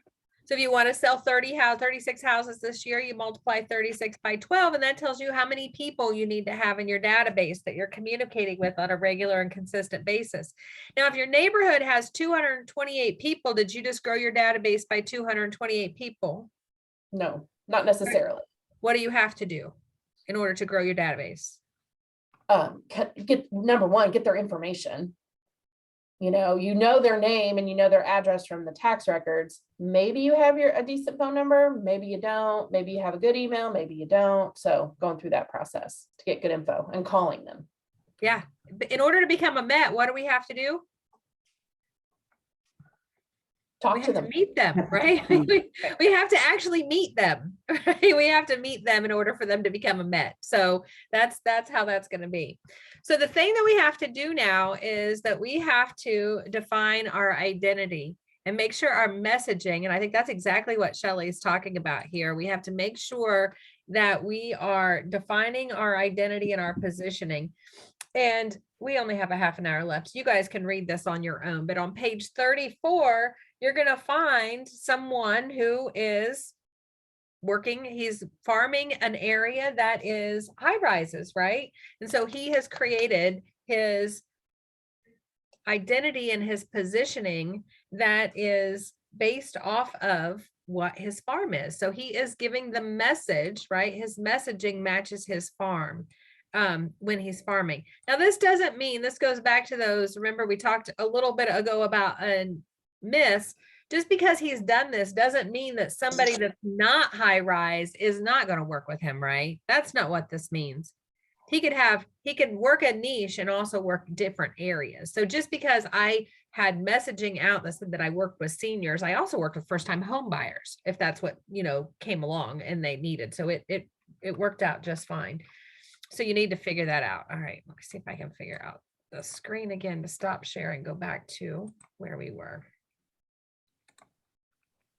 So read through that, get some ideas and see if that helps you figure out your own. So you need to make sure that your messaging is giving your personality, how you're fit for the market. Why should they choose you? What's the fit there? It's portraying your image that you want to have, your values, also your interest and lifestyle. If you go back and look at your value proposition and your unique selling proposition, if you put something in there about the area. So Joni, for instance, you're in Greenfield, maybe somewhere along the line, you say, I've lived in Greenfield my entire life, born and raised here. I love the community, whatever that looks like. You're throwing that out there as part of your messaging, which will attract people to you and help you start building that commonality and the trust that you need to have in that. So, all right, here is what we're going to do. I want you guys to start thinking about, and I think that when we bounce things off of each other, it's really exciting. So we're going to take 10 minutes and I'm going to put you in room of 2, I think 2, that'll give you 2 people. So start bouncing back and forth off of each other, what kind of farms. Maybe you're going to start with a list of 4 or 5 farms that might be what you want to do. And then you want to narrow it down, but make a list for yourself. Talk it out. If you say it out loud, sometimes that's going to help you do that. So let's see. Breakout rooms, and I think 9. Hey, and there Carla, may be 1 room. Yes. real quick, I just wanted to be clear about when I said that earlier. What I was trying to say, and I didn't really say it correctly, was like the homes in that, for instance, Richmond Hill, 2 years ago, 2.5, 3 years ago, they were high 190 to low 200. They were very more appealing. And now they're going for 290, maybe even above that. So my thought process was, on a regular market, a normal market where we're more balanced. Richmond Hill looks more appetizing because homes were selling faster. They actually had like, you go back 3 years, there's 33 sales, so. Yeah, well, absolutely. That So a was the lot of whole them point of can- that, Jason, is we have Yeah. to go back and look at multiple years Yeah. to get a clear picture. I'm not saying Richmond Hills is a bad No. neighborhood. I was just using that as an example that, if you look at just No. 1 year snapshot, that really wasn't jumping out at me as a great neighborhood to Yeah. farm. But if I looked at all, I did not do the full research on it. No, I'm completely understand. I'm just saying that I think that if we look now and you get, if there's 500 homes and there was only 30 that have sold, that's not quite 10%. But if you look back further, you might find out that on a normal market, so I wouldn't actually give up on them, because at some point we are going to level out. We're going to hunt. It may not be Absolutely. this year. You just have to figure out what is the best place for Yeah. you to invest your time, money, and energy Absolutely. into. Absolutely. All right. So I'm going to open the rooms 10 minutes. I want you guys to make a short list of 2 or 3 farms, whether that be geographic, demographic, psychographic, what kind of farms you want to think about focusing on. So I am popping that open. And in room 4, when you guys get there, Anna's just listening today. So she's not going to be able to participate, but she's going to listen with you guys. 10 minutes. I'll see you in 10 minutes. And then we're going to start talking about how to do the farming.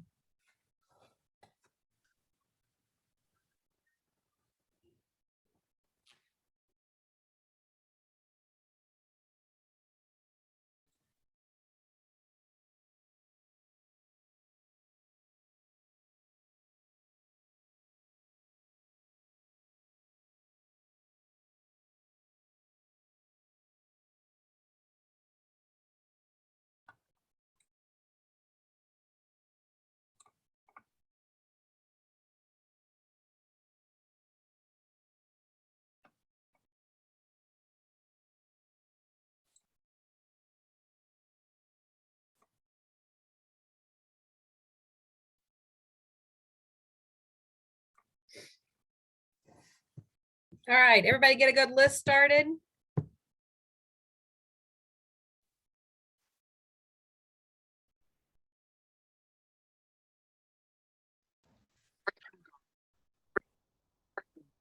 Very good. So everybody get a good list started, some good ideas. Fun when you start bouncing them off. Now we're running short on time, and I want to make sure we get into what we do when we farm. But so I want to point this out to you guys. Now, back on session 2, we worked on your value proposition and your unique selling proposition. Now you need to focus in. You may need to adjust that messaging for your farm. And so on page 35 in your handbook, there is an exercise here for you to refine that value proposition and unique selling proposition. So do this. We're going to call this homework, right? You need to work on this, and you might want to grab somebody and work on it together, bounce things off of each other. Sometimes that's good.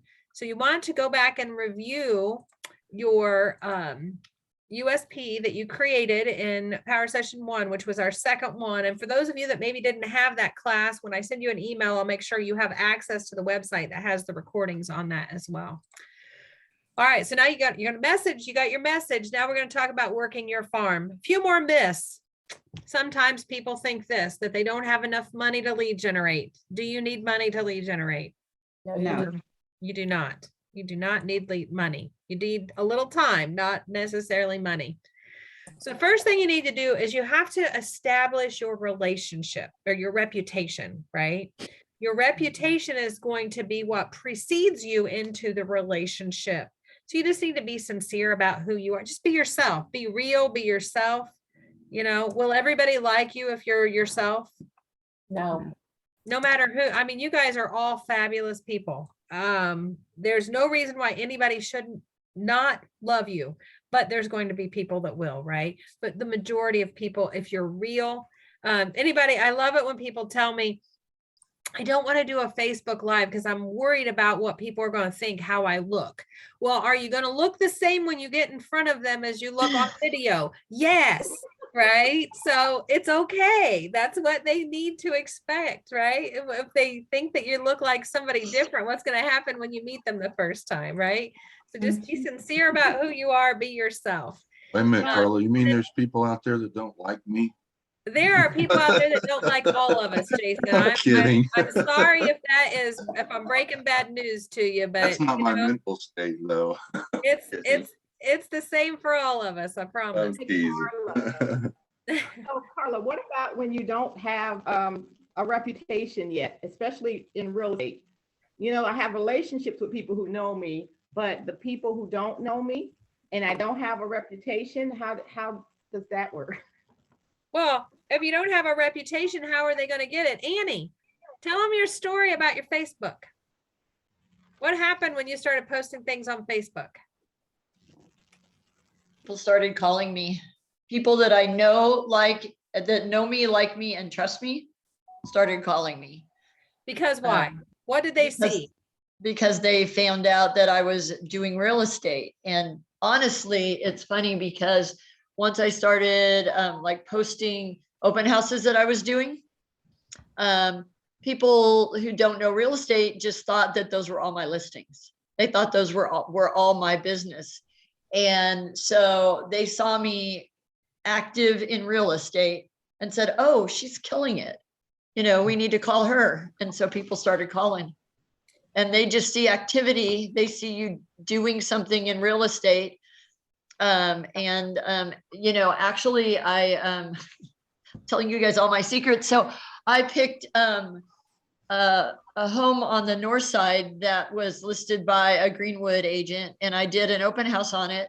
And that's a little bit of a drive for me, but it was a nice home. So I just picked it, and I thought I'm going to, you know, market it on Facebook. So I marketed on Facebook, and it was quite an expensive home, and everybody's like, wow, she is really killing it. Exactly. And so again, that's what they saw. And so people started contacting me. But you are killing it.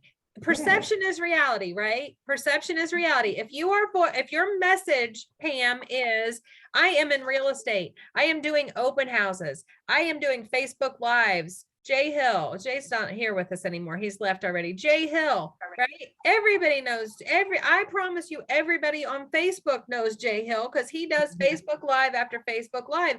And anybody that meets him, the first thing they're going to think of him is that he is a realtor because that's what he puts out into the universe.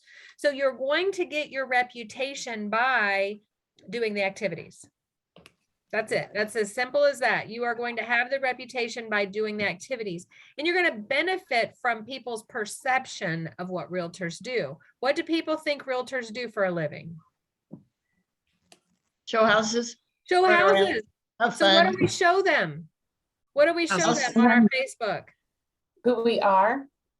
We show them houses, right? We show them houses. We show them showing houses. Then they think, oh my gosh, she's showing houses all the time. Annie and Annie's word, she's killing it. She's showing houses all the time. Even if you're only, you know, they don't know the difference between that and a closing, right? They don't know that. So, and post that too. Clear to close. They may not know what clear to close means, but it sounds good and you're excited about it. They're going to come across as a positive, right? Whatever that looks like. Carla, can I add two things real quick? So last night I did a walkthrough. I didn't walk through. I was showing a house to my client, and it was listed by one of the guys in my office. And I did a Facebook Live, and one of my clients was watching, and she's asking me questions, and I'm answering her and telling people about it. So Annie, I had that same experience. People were like, "Oh my God, you're killing it," and they weren't my houses; they were other people's houses. So that's absolutely true. And then the other thing about if you don't have that reputation. So when I was in catering and everybody knew me as Famous Shelley, I kept that name going into real estate. And there were a lot of people who knew who I was still, but there are a ton of people who are like, Famous Shelley, this is the stupidest thing I ever heard. I'm like, nope, it's not. You'll see. Don't worry. Make your reputation, create your reputation, and then just live it and go with it. Love it. On a little side note, I always do put on my posts, if it's not my listing, I always put down at the very bottom, I'll put listing courtesy of and put their name. So that way I don't get in trouble. I'm not trying to like market or anything like that. And I usually, I usually ask if it's someone I know, I usually ask, is it okay if I market this? And they're like, sure. You know, they don't mind you marketing their listing. No, and you know what, if you just say, even if you're just on the fly, right? You're at a house, you just showed the house, there's nobody coming up behind you. You want to go back and do a real quick little Facebook live tour. You can just say, right, I'm here I just showed this awesome listing to a client. It's listed by Carpenter Realtors, and then go ahead and go on around. That's all you had to do, right? That's it. You didn't claim it as your own. You're showing it somebody else's listing. Just be honest, right? Honest and real is all it is. All right. So your geographic farm, once you figure out what your geographic farm is, on page 40 in your workbook, there is an exercise. And so here's what we're going to figure out now. We have to figure out a system, right? If you're going to geographically farm a neighborhood, you're going to door knock, you're going to figure out, what am I going to do? How much time do I need to spend? So there is an exercise on page 40 of your workbook to do that. All right. Work smarter, not harder, right? Find the people in the neighborhood. Are there people in most neighborhoods that are the top dogs? Neighborhood association, the person on the street that knows everybody. When you're door knocking, ask, who do I need to know in this neighborhood, right? Find out who those are, because if you get in good with them, what's going to happen? They're going to be like, oh yeah, Joni's a realtor. Yes. You're going to get those referrals. You're also going to get the opportunities to sponsor neighborhood garage sales, neighborhood bake sales, whatever that looks like, right? You're going to get that out there. For those of you that decide to farm a neighborhood, I have an idea I just want to share with you, and I hope this is okay. But I would hope in your plan for your neighborhood, you would do something charitable. And one of the easy things to do is a canned food drive, right? The night before, you put a flyer out saying tomorrow, just like the mailmen do. Why do you think the mail people do it every year, right? The postal cans for whatever. But think about that, because what kind of messaging are you giving? Not only that you're a realtor, but what? You're helping the community. Yes, you're a member of the community and you want to do something charitable. People will think more, not that that's the reason to do it, but it is. It's double good. It's a win-win, right? It's a win-win. All right. Come from contribution. That's what I'm talking about, right? Here's some other things that you could do. You could create a neighborhood directory. If there's not a neighborhood, I think Melissa did this. Melissa's not on today, but I think if there's not a Facebook group for the neighborhood, you could create the neighborhood Facebook group, right? You could organize a neighborhood yard sale. Maybe even create a website for the group if there isn't one, or create a tree, a calling tree, right? Maybe if something's going on in the neighborhood, we have a calling tree. I mean, just immerse yourself in the neighborhood and figure out, how can you come from contribution? What can you ask? Debbie's not on today, but think about some low or no cost items for giveaways. The reason why I mentioned that, she's doing something fun for St. Patty's Day that has something to do with a scavenger hunt. So think about that. Is there some kind of scavenger hunt thing that you can do? You get an idea like that, look it up. Jason, I see your hand, but I got 8 minutes and I want to finish through the material. So if you hang on, Jason, when I get to the end, then we'll cover what you got there. But think about, what you could do. Look on Pinterest, look on online, Google it, you'll find some ideas. But I love that scavenger hunt idea. Also, I had in the neighborhood that I lived in before, I've told some of you this before, every year on a holiday, and I'm not sure if it was Memorial Day, 4th of July, or Labor Day, but she would go probably Oriental Trading and get little American flags. And you would wake up in the morning and she had put American flags with her paper business card on the stick at the base of every mailbox in the neighborhood. And so you would just see this, and she did it, guess what? Consistently, because she did it year after year after year. So you always knew to expect, that you were going to see that flag out. And it was cool. It's cool to leave your neighborhood in the morning and see just rows of these little flags everywhere. And it was memorable, right? That's mind share, top of mind, and contribution. So we are not going to do this exercise right now because we have 6 minutes left, but I want you to think about that. Like, think about, brainstorm on different things that you could do. Pinterest, pop buys, the word pop buy. Everybody knows what the pop buy is. Go out to Pinterest and look at all different ideas. Coach Laura is doing little Rolos, which are gold covered candies in a little baggie that says something about the treasure for, or the pot of gold for St. Patty's Day. And she's doing those as her pop buys. So lots of great pop buy ideas out there. So you need to figure this out. So you're going to work your farm and you need to pull, like we talked about earlier, some research, right? Your average list price, average sale price, sales to list price ratio, average days on market. Why would you want to know these things? To You're know gonna the be neighborhood asked. and have expectations of what's going to outcome. For you, yes, you absolutely want to know for expectations for yourself. But when you're talking about what your plan that you're going to put together for the market, is this the kind of information that people in the neighborhood might find valuable? Yes. Is this the kind of information, if you shared it with the neighborhood, you could build that reputation, Pam? Right? A couple of times of giving them this information, and they are going to know that you're the go-to person for the information about the real estate market in their neighborhood. This is going to be the information that is going to help you, that's going to help you build that reputation. So got to be where they are, right? So walk the neighborhood more than once. Join a club, right? You have to be immersed in the farm, whether it's your geographic farm or it is a demographic farm or a psychographic farm. You've got to immerse yourself in that farm. They have to see you there, right? They have to see you that you're part of it. And then have some scripts. Dan, we started off with you saying it works better when we have a message, right? It's easier to do this when we have a message. When you door knock, what is your message going to be, right?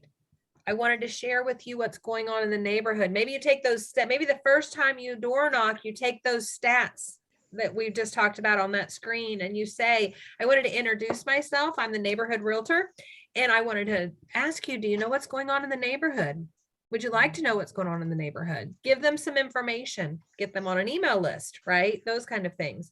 So you have to make sure you know, like prepare your script, prepare for what that's going to be. And do not forget, when you introduce yourself to them, if you don't ask for referrals, what will happen? You won't get them. You won't get them, right? You have to say, do you know anyone in the neighborhood who might be thinking about moving in the next year, right? Or you could just say, do you know anyone that might be ready to move this year, and not limit it to the neighborhood so that their mind expands further, right? So make sure you, in your scripts that you have got to ask for referrals. If you don't ask, you won't get them. All right, so last week we talked about the 8x8 and the 36 touch.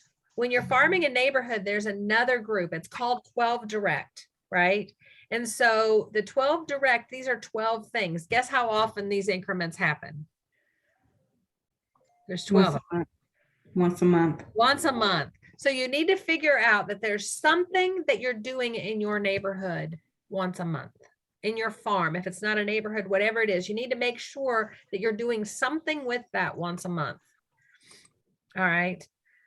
So here is another one. This is, you know, kind of like your golden letter, right? This is kind of like your golden letter. If you're geographic farming, maybe a golden letter is a good place to start. If you don't know what a golden letter is, it's just basically asking, would they like to know the value of their home? There's multiple different versions of it out there. You can Google it, get some ideas. If you're in productivity coaching with me, you can look at the equity check folder and there's an example in there. So figure out what your 12. So here's another exercise for you. You got to figure out your neighborhood, figure out your messaging. Now you got to figure out what your 12 items are going to be. What does that look like? And then what are your actions going to be around those? So you need to make a plan. You got to figure this out. Back to reputation, Pam, we got to build trust and recognition, right? So you have to be aggressive in that neighborhood. If you get a listing in that neighborhood, you do need to make sure that everybody hears that you got a listing in that neighborhood. If you sell a property in that home, you need to make sure everybody hears that you sold that property in that home and they hear it directly from you. Concentrate your open houses. Next week, we're going to talk about open houses, but always look to your farm to see if there's somebody else has a listing. Is there an opportunity for you to have an open house? You could host seminars and classes. There was a whole session at Family Reunion, and the videos, for those of you that were at Family Reunion, those videos are out now. And I did not get to do this session, but there was a whole session on seller seminars, and I love it, as opposed to first-time home buyer seminars, which everybody has. These are seller seminars, how to get your house ready to sell. That might be something to do in your farm, in your neighborhood, right? Have that. Is there a church nearby that you could reserve a little space in and have a home sellers seminar? Join local organizations. Find out. Remind is also going to tell you if they're owner occupied or if they're rented. So you can use Remind to find out if there are renters. If there are renters in the neighborhood, what you might help them with? It's not being renters anymore. If there's investors in the neighborhood, maybe they become clients. They might have other investors, you know, or they might be looking to sell.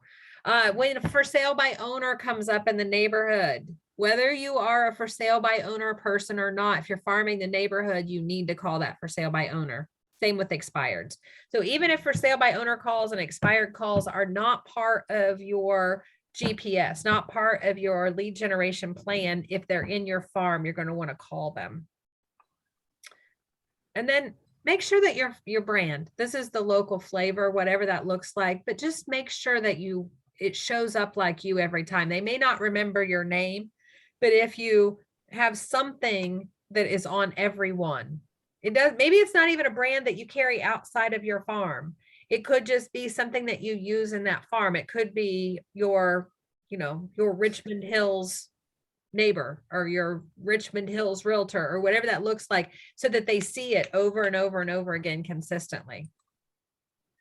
And so then some services that you could offer. So think about that. What services could you offer outside of selling their home, or in addition to selling their home? What kind of services could you offer?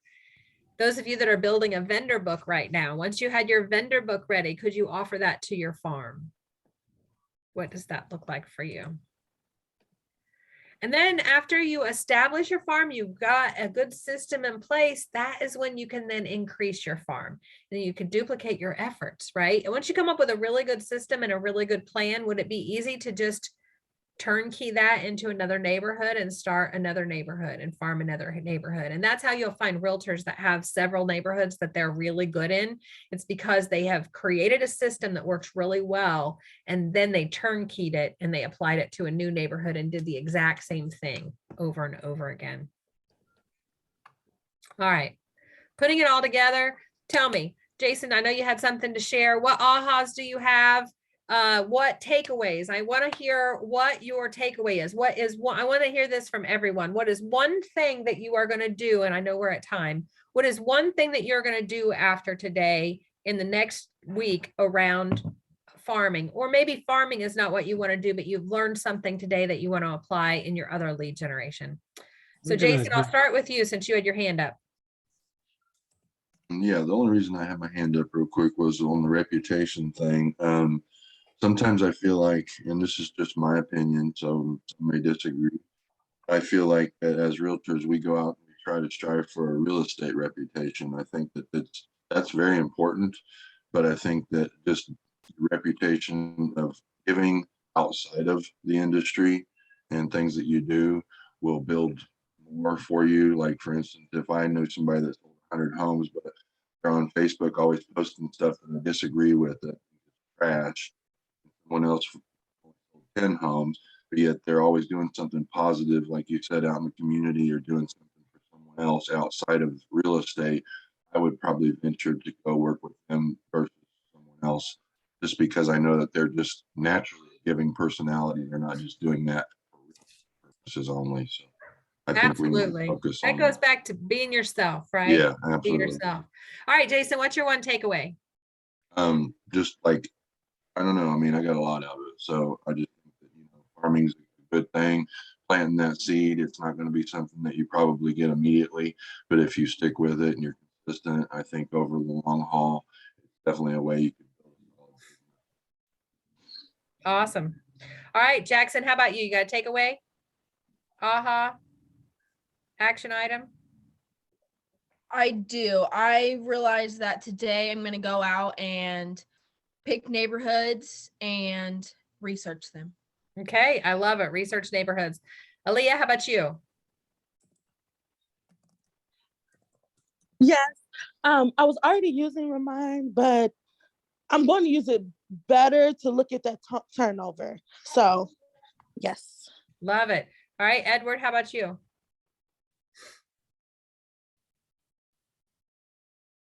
Or do we lose Edward? All right, Armand, how about you? You got a takeaway, an action item, an aha? Yes. I just realized that if I am going to farm neighborhoods, I have to do the research and be very statistical on things as a means to educate that I know more about what a lot of the customers want. So, and then also, I also learned when I'm doing open houses for those two that don't remember or don't know. And I'm going to make up a sign that offers them a way to talk to them about things like whatever, first time ownership, first time listing your house. And then I need to become more knowledgeable on those type of things. And it doesn't have to be a long list. It can be like 3 or 4 items that you select that you want to offer to talk to them about, because a lot of times it is a first-time home buyer that's coming into your open house, or sometimes they're leaving their first home and moving to their second home. Yep. You could do something also like your dream house. Yeah, that's the awesome. And you're going to get a lot of perk interest in that right up front. So there's, this is just mind-boggling where we're at right now. That contractor list booklet. Yes. Also going to be a big plus for you. It is, absolutely. All right, Dan, how about you? Takeaway, what's your action item? Well, Remind is definitely on my list to become a lot better at that. I have talked to one mortgage person whose assistant is really good at it and willing to give me a 15-minute class on it. So I'll probably take her up on that and make sure that I'm applying that when I pick into my neighborhoods. I love it. That might even be worth a dinner. Yeah, no kidding. All right, Pam, how about you? Your action item from today? I think the biggest one, because I have a lot, but I think the biggest one is to know my statistics. That's what I really want to do. Okay. Ms. Tumakia? Stay consistent on the current farming areas that I do have, to make sure that I'm continuing to follow up with them and continue to, just keep going, to stay consistent. Love it. Consistency is so important. Miriam, action item? I was just going to say consistency and to be patient, just to keep, it's not going to happen overnight. It is not. It could, just like the story we started with. You could knock on a door and that could be all it was. But for the most part, it's a long game. Even if you get that first one, you still have a long game after that one. So, all right, Miss Joni, what's your takeaway? What's your action item? You're muted. Statistics and Remind. All right. Champel, are you still with us? How about you? No, maybe not. Kelly, how about you? You got a takeaway from today, an action item? Yes, today was my first time looking in Remind, so I definitely want to dig into that and get to know it better, and potentially farm my own neighborhood. I've been here 16 years, so who better than me to get that done? You know your neighborhood. I love it. All right. All right. Last but not least, Miss Annie. Remind, definitely, and have a specific plan in writing. Okay. Because I kind of like to do things on the fly and also know my stats, get my stats ready and have something to hand out. Okay, I love it. All right, go enjoy this beautiful day that we have. I'm so grateful that you guys spent the morning with me. I hope it was good for you and added to your business. And next week we are all about open houses. So come ready for open houses next week. Have a super Saturday. Bye, everyone. Bye.